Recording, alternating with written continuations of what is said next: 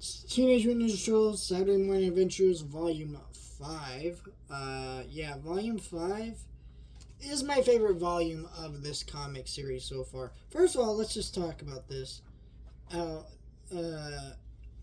This series again, which I reviewed all the 80s Turtles. So check that stuff out. Now we'll get into the comic review. I really enjoy this comic series. I don't love it because I don't love the 80s series, which I have some love for it, but at a certain point it got very stale, went on too long.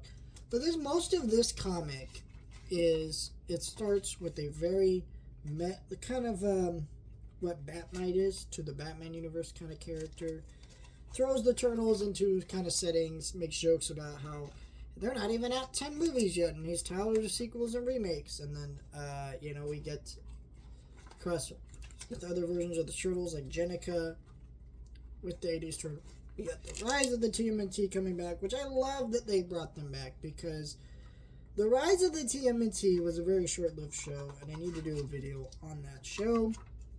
Very upsetting that show got canceled. That's a video for when the next New Show's movie gets closer.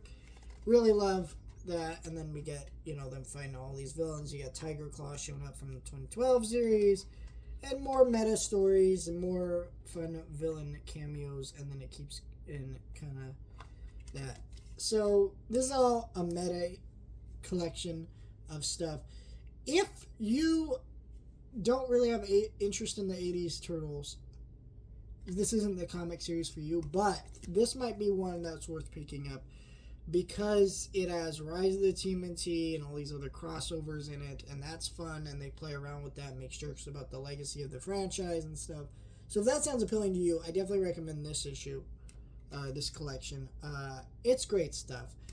They got so many of these collections, and I've been reading all of them and really following along with it. I haven't collected all the issues just because by the time I found out about this series, they'd already been going on for a while. But it's a pretty long series of comics that have really just done a great job of just being fun continuations of that same tone and vibe of the 80s series so well.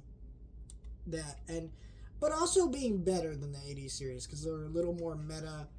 They're a little more let's play around with this, be goofy. I don't know. I loved it.